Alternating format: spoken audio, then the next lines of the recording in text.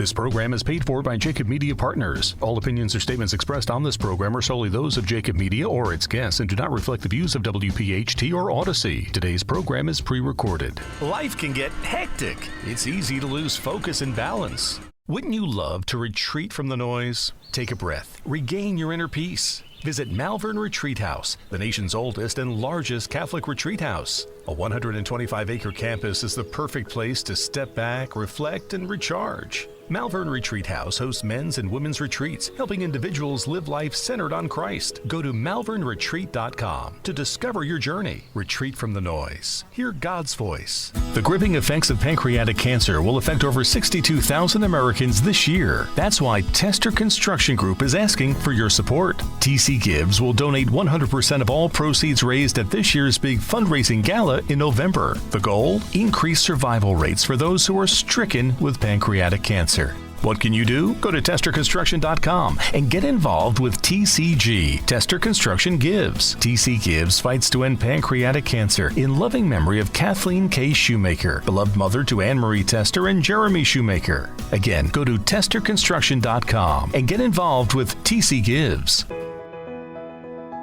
Like many other institutions, LaSalle College High School stumbled upon a few practices adopted from COVID necessity that we found we kind of liked when all was said and done. One such adaptation was hosting graduation outside at Flannery Field in the middle of campus. Aided by 2 spectacular late spring days, the practice will likely continue for a while, at least until the next nor'easter or 100-degree day. This is Brother James, president of LaSalle.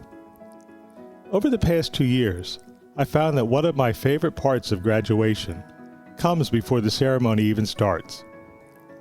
To get to Flannery Field, the students process out of the building where they have spent 4 years, through the picturesque 1927 fieldstone structures that predate the school on the property, and proceed down a long path to that field. Because I go last, the board chair at my side, in many ways I get the best view. It's a long blue line indeed, flags unfurled and banners interspersed, the graduates followed by their faculty, the 50-year men, the board and leadership at the rear. Quite a sight on a late spring morning just before Memorial Day. And where is that long blue line headed? To an hour and a half of ceremony, obviously, followed by some days of celebration, culminating in a senior week that hopefully won't result in them spending $500 of their graduation loot to satisfy some violation of Ocean City or Sea Isle law. Then it's on to further education for all but the rarest few. But the path splits and winds after that. For some, earning a degree is followed by progressive professional success, a long and happy married life, a quiet demise in old age, great-grandchildren bedside in their parents' arms. For others, the path won't be so easy. A less than straightforward journey to degree completion, a series of unsustained relationships, struggles with addiction or depression. When the procession reverses its direction after the alma mater is sung, you might have some hunches, but it's impossible to know who's headed where. There will be some big surprises. But not a surprise is that pictures get splashed all over the internet in short order. For a period of 24 hours, I'm an Instagram influencer. My favorite of those pictures, though, was given the following caption by its owners. "Thanks, LaSalle, for teaching me life." That's always the real subject. Most of the time, calculus and the Greek tragedians are just background noise. In a Catholic school, though, one life lesson must be clear.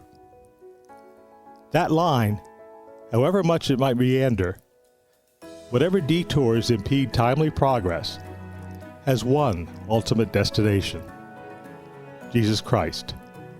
Please join me in the prayer that all our 2022 graduates, whatever the distractions, never lose sight of where they're headed. Jacob Media Partners invites you to spend an hour of your day celebrating your faith. We acquire a fundamental right that can never be taken away from us: the right to hope. collaboration with the Archdiocese of Philadelphia and the Catholic business leaders of the Delaware Valley, including LaSalle University, First Trust Bank, and todayisagooddday.org. Learn from your leaders. Be inspired by your neighbors and find the power of grace in your life when you need it most. The spiritual Voices of Faith begins right now. Today is a very special day for this edition of Voices of Faith with Jimmy Brown and Joe Kraus. We welcome everyone into Voices of Faith. Today we're going to pause and we're going to honor and we're going to talk about Sister Mary Scullion. Jimmy Brown sat down with Sister Mary Scullion of Project Home back in January of 2022. And then July 27th of 2023, Sister Mary Scullion announced that she would be retiring. So in her honor, we will replay the contents of that interview with Jimmy Brown when he sat down with Sister Mary. Just an incredible, incredible conversation. Before we get started, I did want to read to you a short quote from our buddy Jimmy Brown when he heard the news of Sister Mary stepping down from Project Home. Sister Mary is all about serving others, and the way she approaches her mission is remarkable, said Jimmy Brown. Born and raised in Philadelphia, she has the heart of a lion, and I believe she can go toe-to-toe with our Philly famous fictitious boxer, Rocky Balboa. And she'll do it any day of the week. The lady is famous for her kindness, but make no mistake about it, Sister Mary is tough, end quote, Jimmy Brown. So with that read for you, we get our show, Voices of Faith, underway with Jimmy Brown and Sister Mary Scullion. Just to kind of bring the audience up to speed, we are blessed this afternoon to sit with Sister Mary Scullion at Project Home. And Sister, welcome to the program. Thanks a lot, Jim. It's great to be with you and Joe. Yeah, it's amazing. We have built a program over this is our third year, and each interview seems to build on the next. And I'm going to just jump right in. I've read a lot of material about the work that you do in the community. And one of the highlights that I read about was the concept that you were described as a woman of faith, action, and energy. Can you tell me a little bit about the faith, action, and energy piece of your life, your journey? Well, in my life, one of the most important and greatest gifts is faith. And no matter what I do, or, faith would be, I would hope, would be central and very formative. It's, brought me to places I never thought I'd be. And faith has given me courage, not always answers, but courage. And I just consider faith one of the greatest gifts in my life. It's interesting, Sister. I recently had a family member pass, my sister, and I thought to myself, what do people do without faith? I can't imagine the day-to-day operation that you run. How many employees do you have? We have about 450. That's enormous. And is it 900 units that you have now put in place? We have over 900 units of housing, and we have a healthcare center where we actually do primary care, behavioral health, dental, and wellness services. And then we also have a technology center, the Honickman Learning Center, Comcast Technology Labs in North Central Philadelphia, which is a catalyst for education and employment opportunities, both for people experiencing homelessness and people in our community.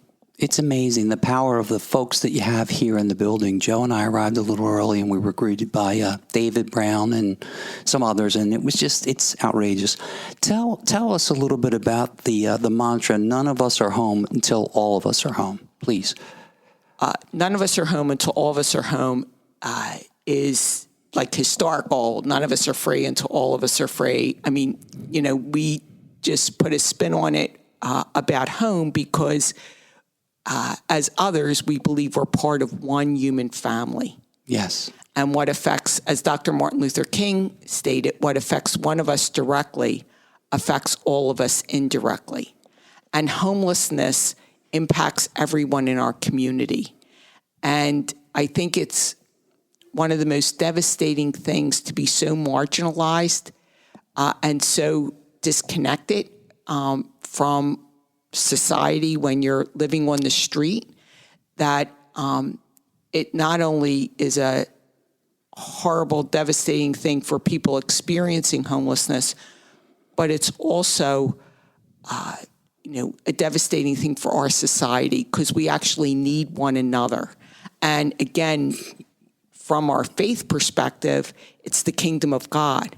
Yes. And Pedro Rupe, who was a former superior general for the Jesuits, I believe he's actually a saint. He's one of my favorite authors. I love him. He's been very formative in my spirituality, many of his sayings, his writings.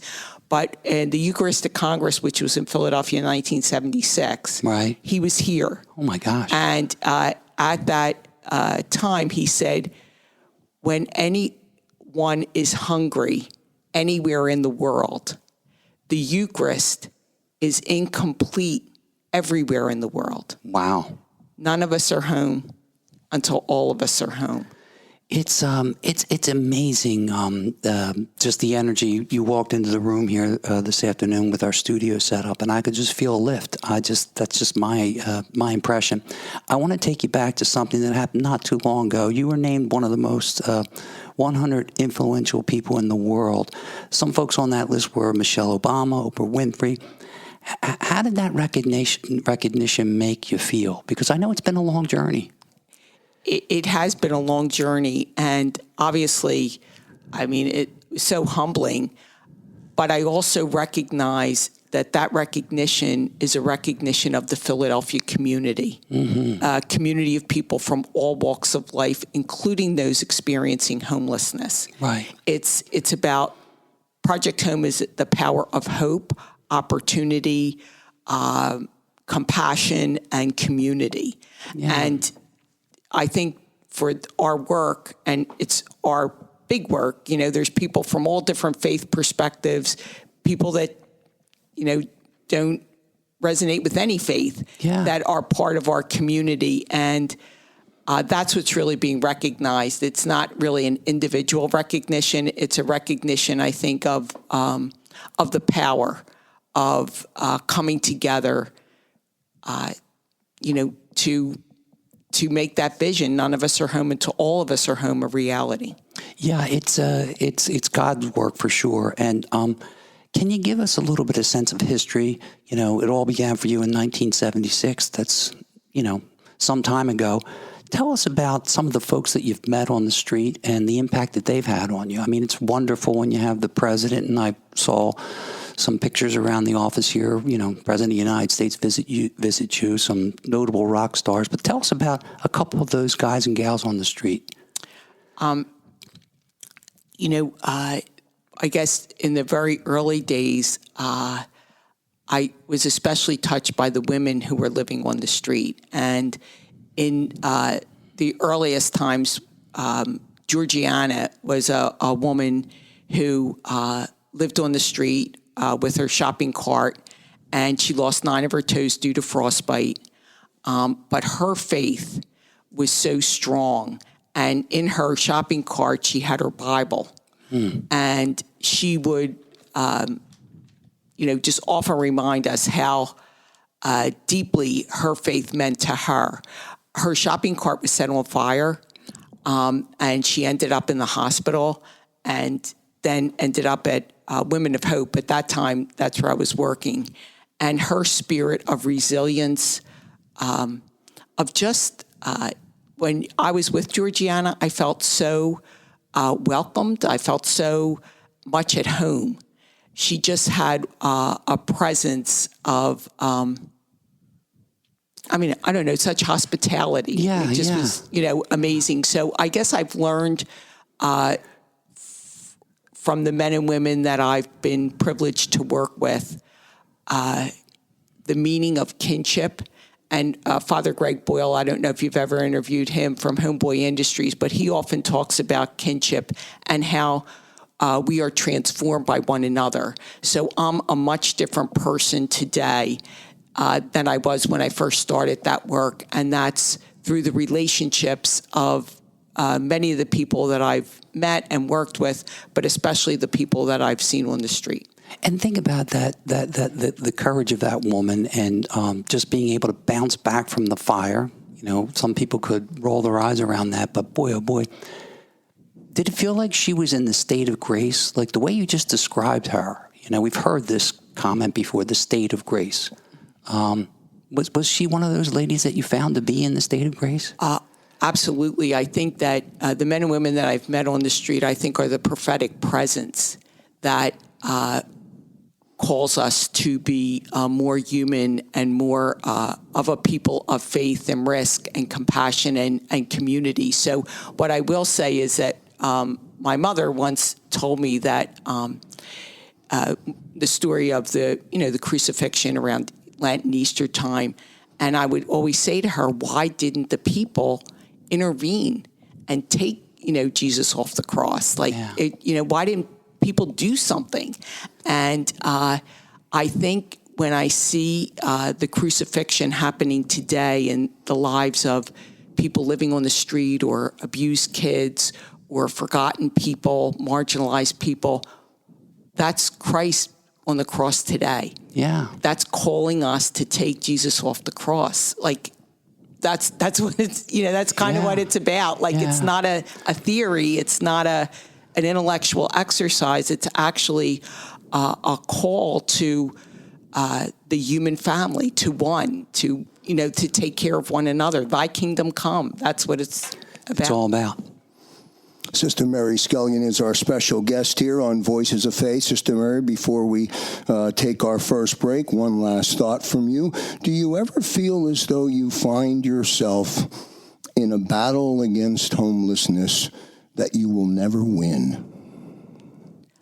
Honestly, no. I mean, not that I'll win it. It's not about me. I've met too many people in my life that I believe are working miracles every day. It's not about a miracle. It's about all of us coming together as one, again, as I said, one human family, and making room for each other at the table. Like when we go to church, if everybody in church looks the same as we do, is that really the Eucharist, like the human family? Like, we have to welcome and make room for, bump into one another, a more diverse, inclusive community. And pretty soon, if we continue to do that, everybody will be in, right? We can't leave anybody outside. That's against or opposite of what our faith and what our faith calls us to. So I do believe that glory be to God, whose power working in us can do infinitely more than we can ask or imagine. And I do believe, not only do I believe we can, I believe we must end homelessness if we're truly living our faith. Voices of Faith. Back in a moment. Thanks for listening to this edition of Voices of Faith, presented in part by LaSalle University, the Givnish Funeral Homes, America Media, 6ABC, First Trust Bank, and our good friends Angelo Valletta and Eustace Mita.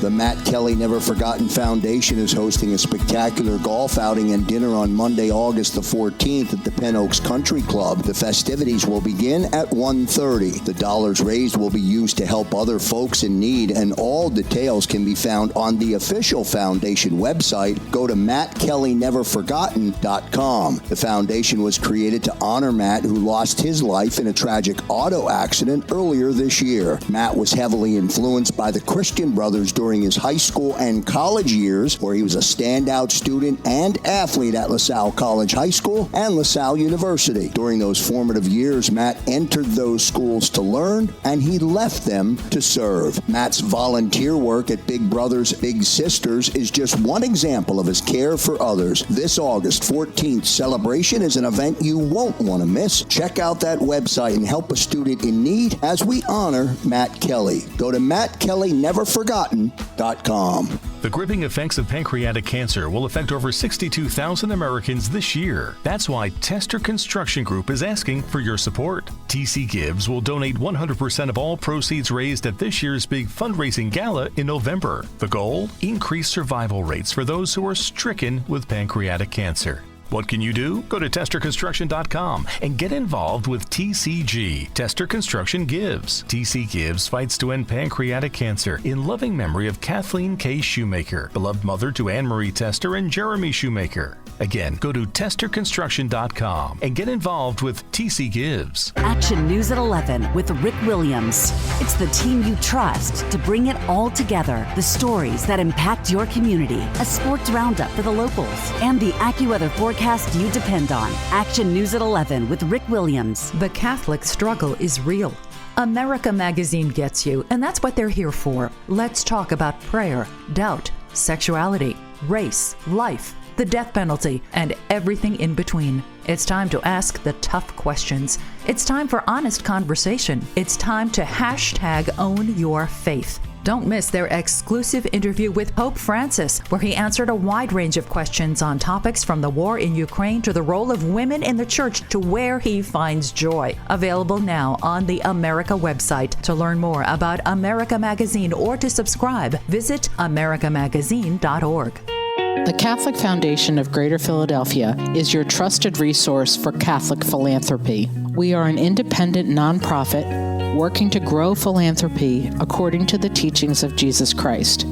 Our foundation is grounded in the principles of faith and service. CFGP meets the needs of donors and Catholic institutions by providing fund management and fundraising services that help fulfill your mission. Together, we can help you achieve your charitable goals. To learn more about CFGP, please visit thecfgp.org. And back here on Voices of Faith as we come to you on Talk Radio 1210 WPHT. Still to come, Jimmy Brown sits down and goes one-on-one with Archbishop Nelson Perez and Dan Selecki with his inspirational minute. Jimmy, back to you. Why, thank you, Joe. Sister Mary Scullion, we stopped with a wonderful piece around your mom and the question that you asked in reference to why didn't others stop the crucifixion? How old were you when that occurred? I was in grade school. Grade school. Yeah. But what a powerful question, and I love the way you drew that into, we all have to take action. Was your mom part of the birth of your faith? If you had to reference mentors and leadership in your early years, absolutely. My mother was a person of great faith. She was an immigrant along with my father. They both immigrated from Ireland to this country. Wow. And they met here, and their life was a struggle. She cleaned houses when she came over. Her sister and brother helped her, set her up, here in the States. But she really nurtured my faith a great deal. So did my dad. They both did. And how about siblings? You come from a big family? My mom and dad had big families, but they just had my sister and myself. So it's just the two of us. Yeah, and the fact that mom and dad were a big part of the footprint that started your faith. Take me from there to that. Let's say the high school, college years. In terms of mentorship, someone that had an impact on you that was powerful. So I've had tremendous mentors throughout my life, and I think my mom, my dad, my sister, and my education, I went to St. Martin at Tours Grade School, Little Flower High School, then Temple and St. Joe's University. I was very much brought up in the white Catholic culture. Sure. And I learned a lot of religion, which helped form my faith. But I think as I developed as an adult, I learned a lot of faith outside my religion. Of course, yeah. From, the people that I work with, from people of different faiths, different cultures, different thinking. And it was the grace of faith that was enriched and grew so deeply from those experiences outside of maybe the traditional teachings and Catholic culture. Well, it's interesting, even your observation about, as a child saying to your mom, why did folks let that happen? And then the next step is you're saying, you meet a person on the street, that's their crucifixion. What are you going to do about it? Mm-hmm. I have a stat here that blew me away. I read that more than 95% of the people who cycle through Project Home never return to life on the streets. And that's why I kept digging about the faith, your faith. Talk about that stat. That is remarkable. Well, I mean, again, not really. I mean, you think about what do we all need? Mm-hmm. We need a safe place to call home. Yes. And when we have a safe place to call home in the context of a beloved community, which we strive to be here at Project Home, where all are welcome, all are valued, dignity is respected. When you find that place to call home, why would you want to leave it? Right. So I think in today's society, there's so much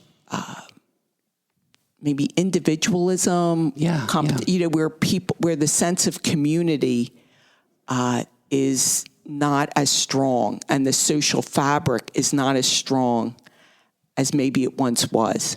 Okay. And I think that can leave a lot of people outside. Right. And our role or job is to welcome each other home and to find a home within one another. Right. And I feel like you're being humble with the hesitation on 95%. But listen, these are things that are vetted and talked about, and I'm just thrilled to death to be sitting here today having a conversation with someone who gets that piece of the puzzle.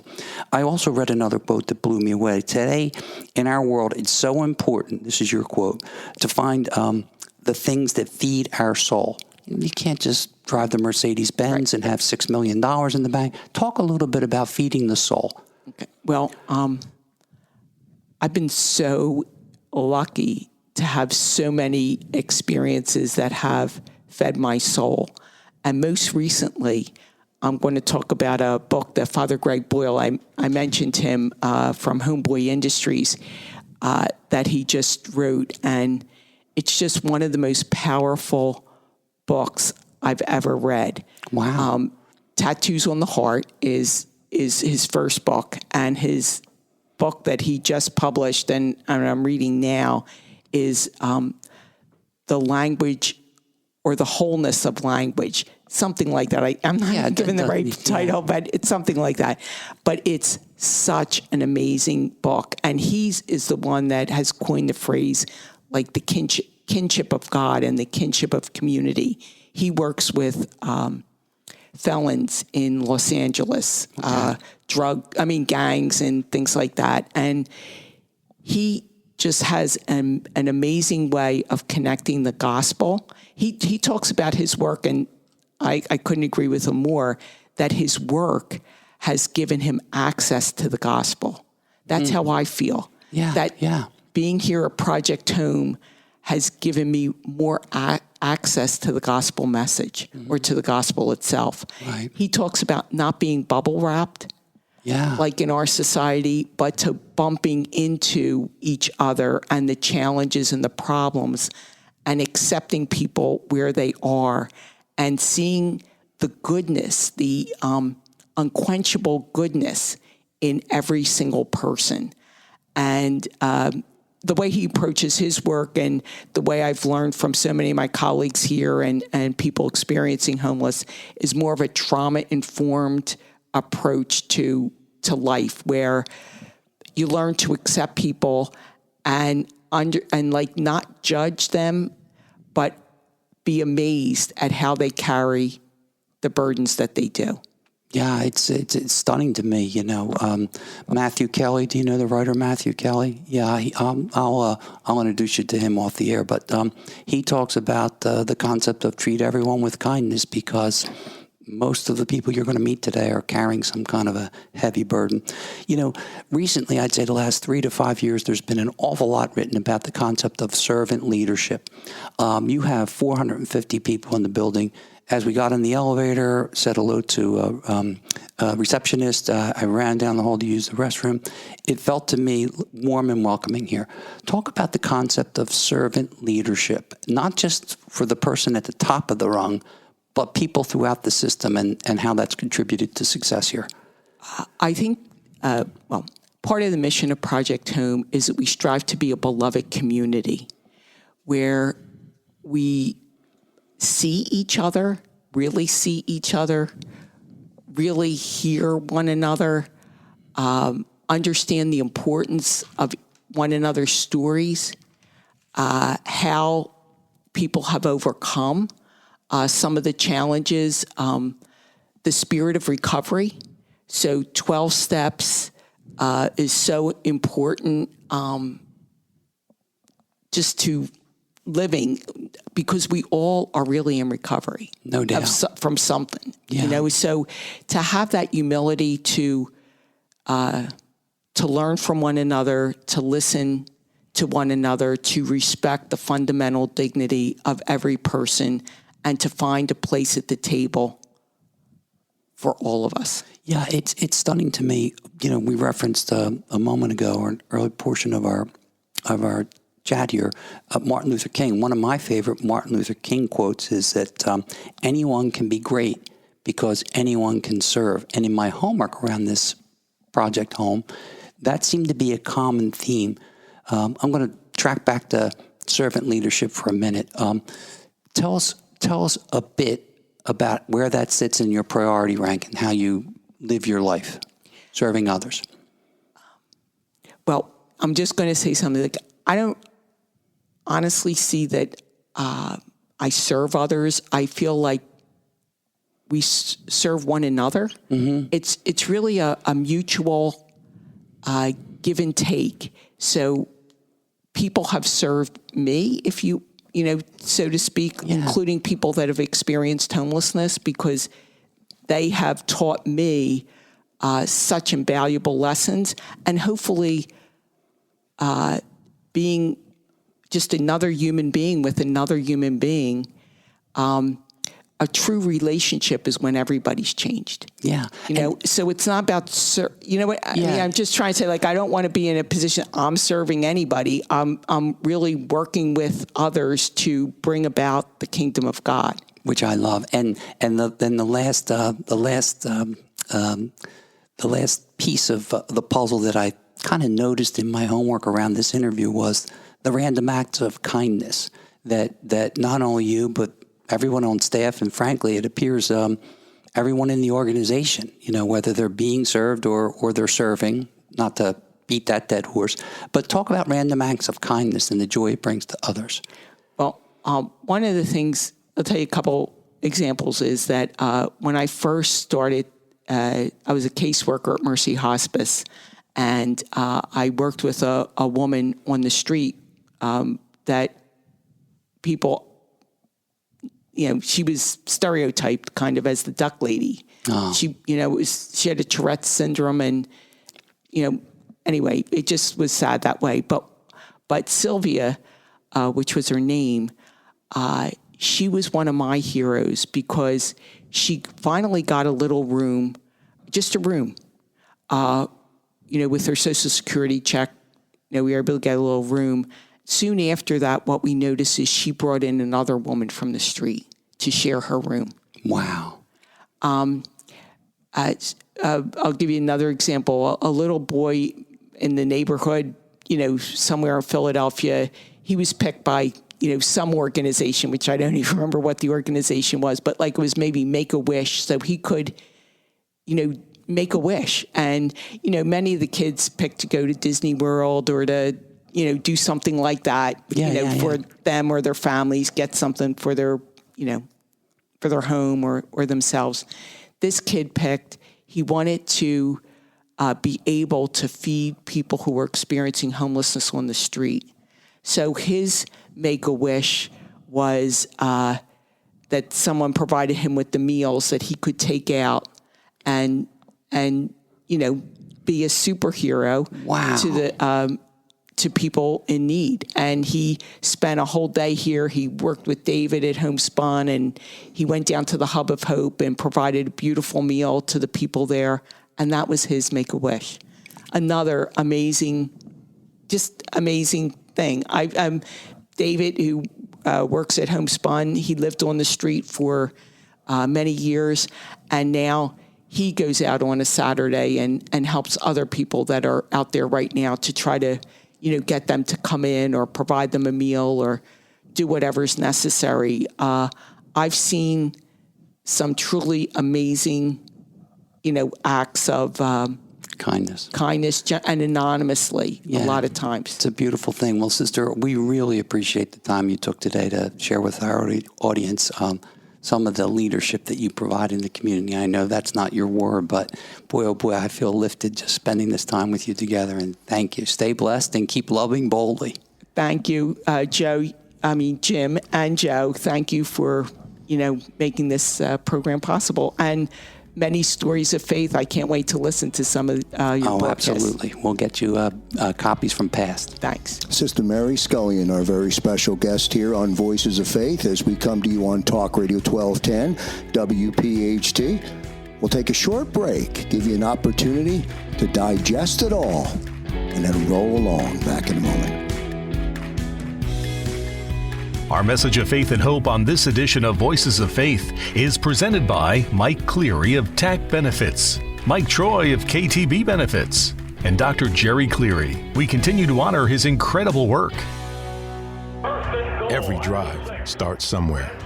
For First Trust Bank, our drive started in Philadelphia and continues to this day. As Philly's hometown bank for more than 85 years, we know this city's people.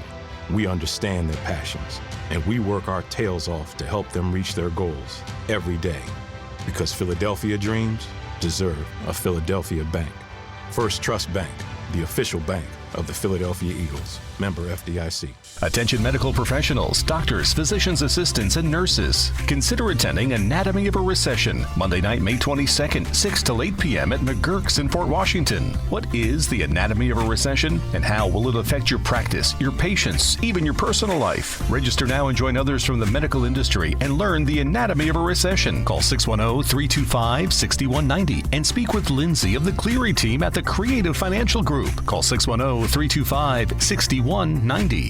Life can get hectic. It's easy to lose focus and balance. Wouldn't you love to retreat from the noise? Take a breath. Regain your inner peace. Visit Malvern Retreat House, the nation's oldest and largest Catholic retreat house. A 125-acre campus is the perfect place to step back, reflect, and recharge. Malvern Retreat House hosts men's and women's retreats, helping individuals live life centered on Christ. Go to malvernretreat.com to discover your journey. Retreat from the noise. Hear God's voice. Celebrating the life of your loved one is what we do at Life Celebrations by Givenish. When the matriarch of the Dalloway family died suddenly at 82 years old, Life Celebrations by Givenish stepped in. They will make this the easiest thing that I know it's not easy, but they will make this as easy as possible. Life Celebrations by Givenish, customizing services as unique as the individual. I just know that my dad, who is in charge of everything, was not in charge of anything at that point when my mom passed. And again, just another shout out to this place for making it easy. Turning tragedy into a celebration of life, no matter how hard, is what we do at Life Celebrations by Givenish. Life Celebrations by Givenish, customizing services as unique as the individual. We continue now with an inspirational endorsement from Dan Selecki of Givenish Funeral Homes. In March of 2020, the worldwide pandemic began to surface across the globe, causing disruption to the daily lives of everyone. Fears about health and safety began to emerge. Daily routines were thrown into turmoil, world economies began to collapse. The supply chain of goods and services previously taken for granted were severed. Our lives were turned upside down. Is there a lesson to be learned from this? Earlier this month, John in his gospel detailed the events of Jesus' first miracle, the wedding feast at Cana.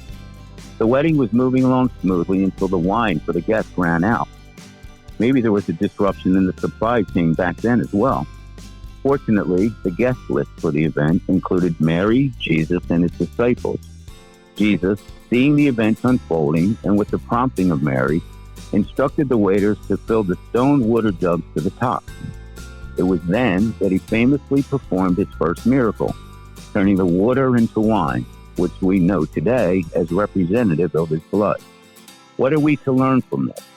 How frequently our own supply chain of conscious connection with our faith can get interrupted when life comes at us.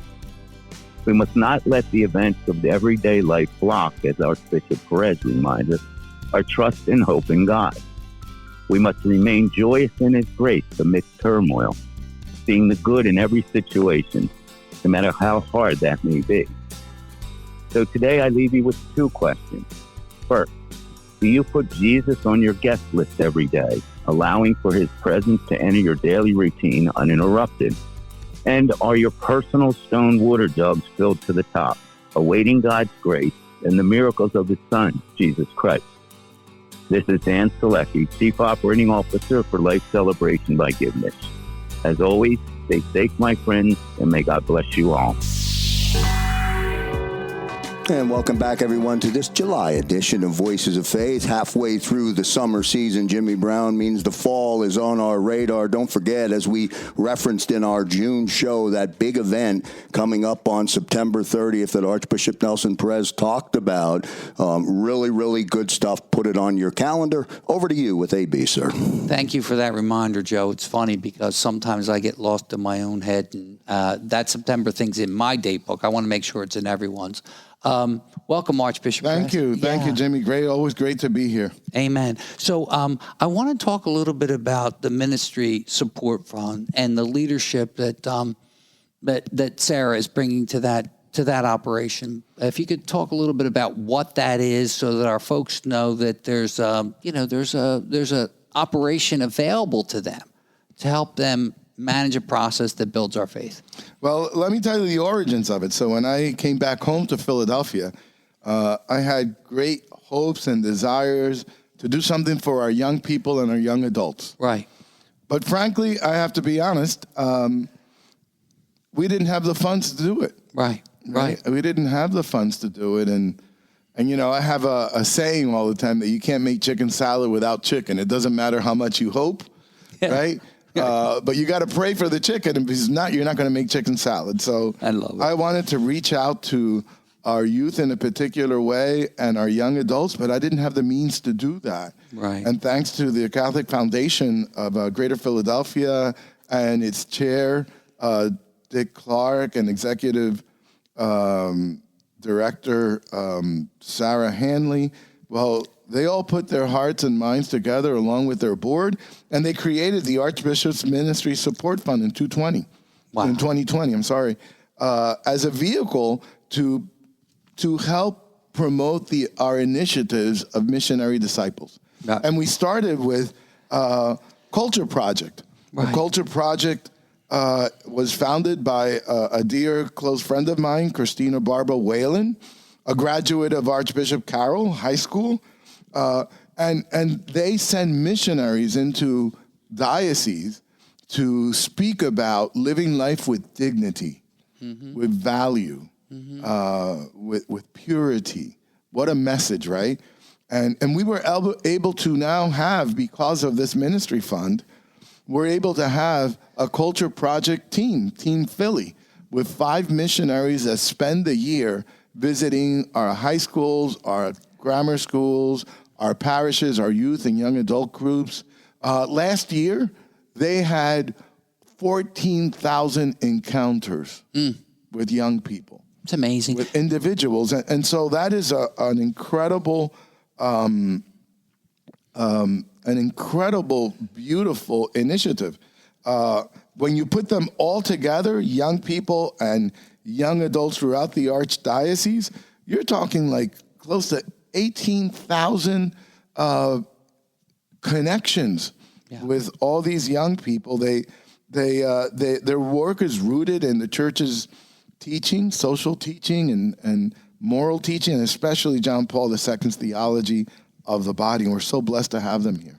It's fascinating to me. Over the course of time, I'd say the last 3, 4, 5 years, I'm stunned by what's been developed at Archbishop John Carroll High School. Dr. Tricia Scott, who runs the operation, but you have people like Eustace Mita, who does that Man Up thing. If you dig into his heart and soul, he will tell you that everything changed in his Catholic education at that high school. Right, and it's like that in the 14 other Catholic high schools that the Archdiocese runs, and Culture Project is present, and they're missionaries, right? So these young people immerse themselves in the life of those students. So they don't just pop in, do a little conference, and leave and never go back. They immerse themselves, and so it's a blessing. And the Ministries Fund also supports young Catholic professionals known as YCP. They are a national organization of young, prominent Catholic professionals that have chapters in now more than 30 cities. I had them in the Church of Cleveland.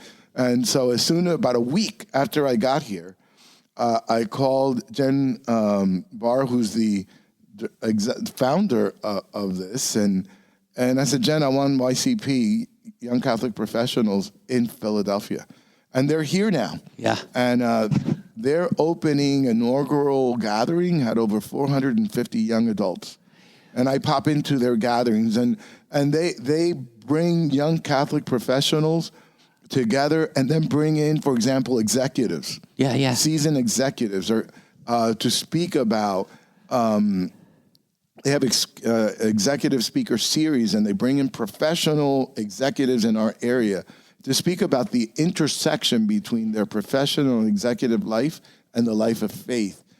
They provide retreat experiences, gatherings, networking, service, mentoring. Yeah. Look them up. Look up Young Catholic Professionals Philly online, and you'll see all the incredible work that they're doing. It's fascinating because that's what this show's all. As you know, that's what this show's all about. We sit and talk with you. We get some guidance, some vision, let's say, and then we meet with these same professionals that are a little bit seasoned in their professional career, but they have that heart and soul of their operating principles were given birth to in their Catholic faith. Do you remember when you were at St. William's Parish and I remember it well. And you would tell people, listen, I want groups of us to go out and knock on doors. Right.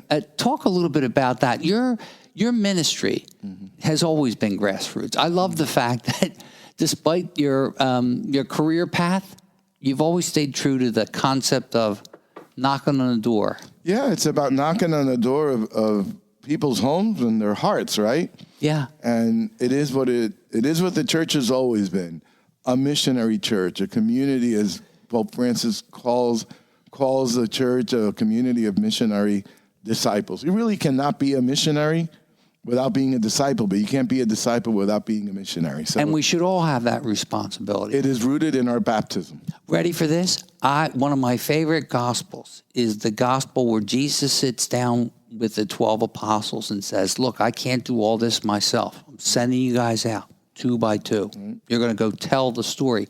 Isn't that what this is all about? This is what it's all about. And I'm really grateful to the Catholic Foundation for establishing this Archbishop's Ministry Fund that right now funds these 2 ministries of this missionary discipleship, Culture Project and Young Catholic Professionals, that are dear to my heart, because our young people and our young adults, they're not the future of the church. They're here now. Amen. The Holy Father calls them the now of God, and we need to accompany them and support them. So I thank those that have supported, and I call out to people to support this ministry support fund, because it is supporting the ministry among our young and young adults which is dear to my heart, dear to the church's heart, and really solidifies not only the future, but our present as well. So I thank the foundation and Sarah and Dick Clark, the chair of the board. I'm on the board as well. And just the Church of Philadelphia and myself personally as the Archbishop, I am deeply, deeply grateful because it made this happen. It wouldn't have happened without them. God bless you. The Matt Kelly Never Forgotten Foundation is hosting a spectacular golf outing and dinner on Monday, August the 14th at the Penn Oaks Country Club. The festivities will begin at 1:30. The dollars raised will be used to help other folks in need, and all details can be found on the official foundation website. Go to mattkellyneverforgotten.com. The foundation was created to honor Matt, who lost his life in a tragic auto accident earlier this year. Matt was heavily influenced by the Christian Brothers during his high school and college years, where he was a standout student and athlete at LaSalle College High School and LaSalle University. During those formative years, Matt entered those schools to learn, and he left them to serve. Matt's volunteer work at Big Brothers Big Sisters is just one example of his care for others. This August 14th celebration is an event you won't want to miss. Check out that website and help a student in need as we honor Matt Kelly. Go to mattkellyneverforgotten.com. Do you stream on a Roku, Fire Stick, Android TV, or Apple TV? Now you can watch 6ABC 24/7 with the 6ABC Philadelphia streaming app. The big story on Action. Search 6ABC Philadelphia and start streaming today. The Catholic struggle is real. America Magazine gets you, and that's what they're here for. Let's talk about prayer, doubt, sexuality, race, life, the death penalty, and everything in between. It's time to ask the tough questions. It's time for honest conversation. It's time to #own your faith. Don't miss their exclusive interview with Pope Francis, where he answered a wide range of questions on topics from the war in Ukraine to the role of women in the church to where he finds joy. Available now on the America website. To learn more about America Magazine or to subscribe, visit americamagazine.org. Introducing a groundbreaking national campaign, #Own Your Own Faith. Provided by America Media in partnership with Voices of Faith. America Media invites you to listen, engage, and own your faith. Hi, I'm Colleen Deli, an associate editor at America Magazine and host of the Inside the Vatican podcast. The weather has been heating up, which means that ordinarily things in the Vatican should start slowing down. Pope Francis had been advised by his doctors to take it easy following the operation he had for an abdominal hernia on June 7th. Although some of his public audiences have been canceled, it appears that Pope Francis's schedule has actually been fuller now than it was before he went into the hospital, while he works on catching up on what he missed. Vatican sources have said Pope Francis will take a holiday beginning July 1st, but it remains unclear what this will look like. Pope Francis has never used the traditional papal vacation home at Castel Gandolfo, a castle on a lake outside Rome. Instead, he turned the Castel into a museum and opts for staycations in the Vatican, where he works on writing projects. Although Pope Francis's vacations are usually what the British call a busman's holiday, or a working holiday, we know that during his free time the Pope enjoys reading and listening to music, especially Mozart operas. He has a sizable collection of 2,000 CDs, mostly classical music, with some Argentine tango, and a 25-disc collection of Elvis Presley's gospel songs. So maybe visitors to the Vatican this summer will hear some Elvis wafting out of the windows of the Casa Santa Marta, the Vatican guest house where Pope Francis lives. Also this summer, Pope Francis is slated to travel to Lisbon, Portugal for World Youth Day from August 2nd through 6th. During that trip, he'll also visit Fatima, which will be an important visit to watch. The Pope will likely use that trip to urge Catholics again to pray for peace in Ukraine, a message that will be resonant given that Our Lady of Fatima specifically asked for Russia to be consecrated to her Immaculate Heart. It's likely that the Pope will ask Our Lady of Fatima to convert Russia to a path of peace. The Pope has repeatedly invoked Our Lady of Fatima during the Russian-Ukraine war. Although Russia has been consecrated to Mary several times, Pope Francis consecrated both Russia and Ukraine to her shortly after the Russian invasion in March of last year. The Pope also recently approved the advancement of the canonization cause of Sister Lucia, one of the Fatima visionaries. Sister Lucia was a 9-year-old girl when she and 2 other children saw Mary appear at Fatima. Now she has been declared venerable, one step away from blessed on the path to sainthood. Finally, this summer, the Pope will travel to Mongolia, a nation with only 1,400 Catholics, from August 31st through September 4th. The Vatican is expected to release more information about the Pope's agenda for that visit soon, but Vatican watchers will have an eye on this trip because Mongolia shares borders with Russia and China. The Pope has paid special attention to the tiny Catholic Church there, appointing the nation's first ever cardinal, the 49-year-old Giorgio Marengo, last year. As with any papal travel in recent years, the big question around these trips to Portugal and Mongolia will be the Pope's health. His doctors predict it will take until mid-September for his abdominal muscles to heal from that surgery, so it remains to be seen how much the Pope will be able to take on while still recovering. Pope Francis's visits often include several days of a packed schedule, and so far his visit to Portugal appears to follow that pattern. For more on the latest Vatican news and Pope Francis's summer plans, please check out my podcast, Inside the Vatican, on your favorite podcast app. Every week on the show, our veteran Vatican correspondent Gerard O'Connell and I take you behind the headlines for an intergenerational, intercontinental conversation about the biggest stories out of the Vatican. And for a limited time, you can get access to my, Jerry's, and all our colleagues' work at America Magazine for only $1 for your first month. Visit americamagazine.org/subscribe to take advantage of this $1 deal. That's americamagazine.org/subscribe. That's going to do it for this edition of Voices of Faith with Jimmy Brown and Joe Krause. Sister Mary Scullion will be serving in her current role, even though she's announced her resignation through December of 2024, which means you'll have 16 or 17 months to connect with the world's living angel. Until next time, on behalf of Archbishop Nelson Perez, on behalf of Brother James, on behalf of my partner, Jimmy Brown, and of course, Dan Selecki, and our good friends from America Media, I'm Joe Krause. Believe in hope, everyone. See you next time. Thanks for listening to this special edition of Voices of Faith in collaboration with the Catholic business leaders of the Delaware Valley and the Archbishop of Philadelphia. Supported by America Media, 6ABC, LaSalle High School, and First Trust Bank. First Trust Bank invites you to download today's show from YouTube, Spotify, or Apple. Simply search Voices of Faith, a Jacob Media, J.P. Brown Communications production.